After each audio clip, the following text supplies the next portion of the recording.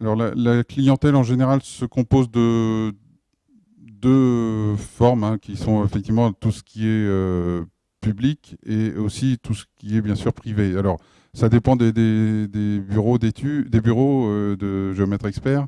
Le principe, c'est que bah, les plus petites structures sont souvent avec beaucoup plus de marchés privés, puisqu'elles traitent beaucoup plus du foncier, même si on ne peut pas tout généraliser. Mais... Et puis par contre, vous avez après les structures plus importantes, dès l'instant où vous avez une quinzaine de personnes autour d'un marché, ou même voire une dizaine, mais vous êtes confronté au marché public et donc à tout ce qui est appel d'offres et autres. Donc après, les marchés publics sont bien sûr plus demandés par les organismes parapublics ou publics, mais en général, la répartition est selon les bureaux, mais c'est souvent 50-50 dès l'instant où on prend un peu d'importance en termes de chiffre d'affaires.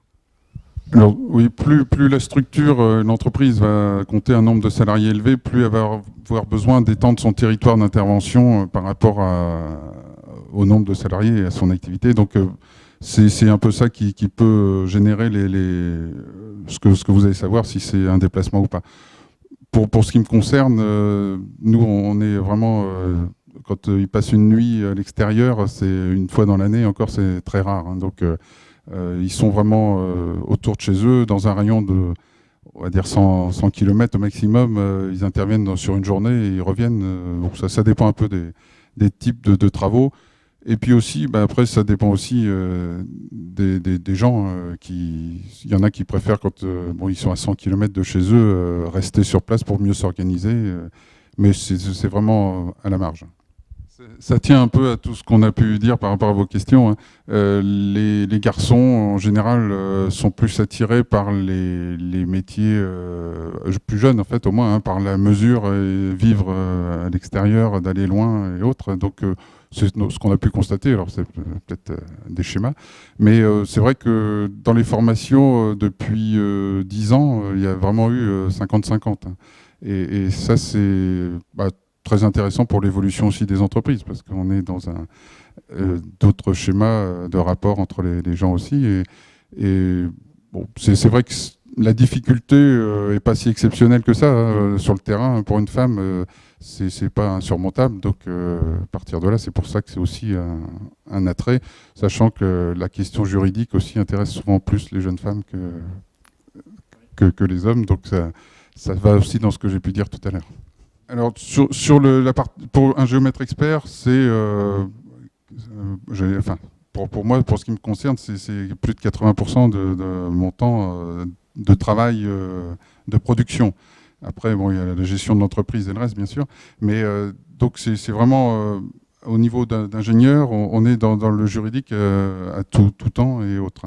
Alors, quand on dit juridique, c'est on est un des seuls, en tant que géomètre expert, spécialiste du droit de l'urbanisme. C'est vrai qu'il n'y a pas de grands spécialistes de droit de l'urbanisme qui fait quand même les choux gras de la presse dès l'instant où il y a des problèmes de refus de permis ou autres, hein. Donc c'est quand même fondamental dans la réalisation de projets d'aménagement. Mais c'est vrai que c'est quelque chose qui est fondamental dans notre quotidien. Alors tout dépend de la forme juridique. Et après, quand on parle de juridique, il y a deux niveaux. Ce qui peut différencier la partie du géomètre expert, donc c'est la délimitation de la propriété. Donc là, on est dans le du juridique, mais qui est le code civil, qui est le code d'urbanisme pour certaines fois, mais c'est vraiment le code civil et la délimitation de la propriété, la définition de la propriété. Et après, vous avez la partie annexe qui est venue se greffer, c'est la partie enfin, juridique, mais liée à l'urbanisme, en fait, de façon plus générale. Où là, tout intervenant, qu'il soit géomètre expert ou pas, a sa part à dire. Donc, dans le principe, c'est aussi le rôle du géomètre topographe qui peut aussi intervenir dans le domaine de l'urbanisme de façon globale, hein. C'est mon cas, et effectivement, faisant beaucoup de maîtrise d'œuvre et de projets de lotissement, on intervient effectivement, le code de l'urbanisme, le code rural, toutes ces choses-là, effectivement, on est obligé d'en tenir compte. On a aussi l'environnement, ce dont on parlait tout à l'heure, tout ce qui concerne la loi sur l'eau, toutes ces choses-là. Ça c'est vraiment dans dans le domaine de l'urbanisme et des projets, toutes sortes de projets, effectivement. Après, sur le foncier, c'est lié au code civil, c'est lié à toutes ces choses-là. Donc voilà ce que comporte le juridique.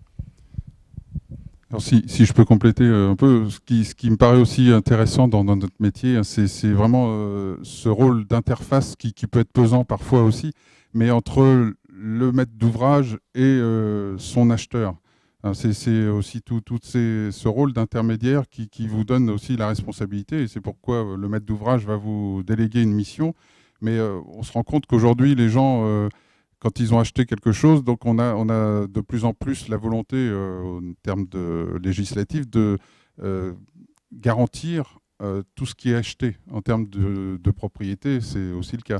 Donc à partir de là, le maître d'ouvrage, celui qui va vendre quelque chose à un autre, une propriété à un autre, bah forcément, il va se baser sur votre responsabilité. Et donc, ce rôle d'interface est fondamental et pas souvent très valorisé, mais c'est dans toute transaction, il y a forcément un géomètre qui est intervenu dès l'instant où il y avait une question de définition de la propriété. Donc c'est aussi un rôle qui est important, qui est méconnu, j'imagine, pour la plupart des gens, mais qui j'espère pour vous, sera moins méconnu après cette soirée. Je ne sais pas comment ça se passe par chez vous. Moi, je suis en Basse-Normandie. Je peux vous dire que l'éolien, c'est très, très tendu. Donc, forcément, quand vous venez faire des relevés, vous avez, si le propriétaire riverain il ne souhaite pas vous voir sur le terrain, je peux vous dire qu'il vous le fait vite comprendre. Bon, après, vous avez des arrêtés qui vous permettent d'intervenir, mais ça, c'est une des difficultés. Après, vous avez, je dirais, dans tout ce qui concerne les relevés, moi, je fais aussi beaucoup de relevés hydrauliques. Bon, c'est pas facile parce que quand vous faites des relevés, que vous partez dans la campagne, vous arrivez sur une propriété privée, par exemple, si c'est fermé, bon, vous ne pouvez pas faire une lettre recommandée en triple exemplaire. Vous êtes là, vous essayez de faire une partie du relevé, vous voyez, parce que donc les difficultés qu'on rencontre sur les relevés, ce sont celles-là, quoi. C'est un petit peu lié au propriétaire. Voilà. Après, les autres difficultés, c'est plus dans le domaine foncier, comme disait Emmanuel tout à l'heure, quand vous avez deux propriétaires et que vous déterminez une limite et que ces deux propriétaires-là ne sont pas d'accord, vous savez, je vais vous donner un exemple. Moi, j'ai fait du remembrement. Quand vous voyez un propriétaire, vous lui dites tiens, on doit délimiter cette haie-là. Elle est à moi. Bon, il est tout seul, donc vous dites, vous prenez note. Vous voyez l'autre propriétaire tout seul, il dit cette haie-là, elle est à moi. Hein. Donc la difficulté là dans le domaine du foncier, c'est celle-là. C'est que les gens sont dans différents secteurs sont très très attachés à la terre et très attachés à toutes ces choses-là. Même si vous avez une haie qui est avec des ronces sur 5 mètres, hein, personne ne les... Mais malgré tout, ils veulent tous qu'elles leur appartiennent. Après, en termes de difficultés, c'est plus la question du risque systématique, puisque on n'est pas sur un fil tout le temps. Hein, c'est pas du tout l'objet. Mais il y a de toute façon, comme on le disait tout à l'heure, la question de la mesure, la question de l'analyse juridique, du conseil. Vous êtes un professionnel, donc vous avez forcément une responsabilité dans le conseil donné. La plupart des gens aujourd'hui viennent vous dire non, vous ne m'avez pas dit ça. En fait, on n'a pas forcément bien expliqué ou n'ont pas bien compris ce qu'on a voulu dire. Donc c'est le risque, après, il est là, et les difficultés, elle est dans la façon de présenter les choses et puis de prendre toujours les garanties. Je parle du contrôle tout à l'heure, mais donc c'est important de décrire ce qu'on fait et de toujours être en phase avec ce que nous demande le client.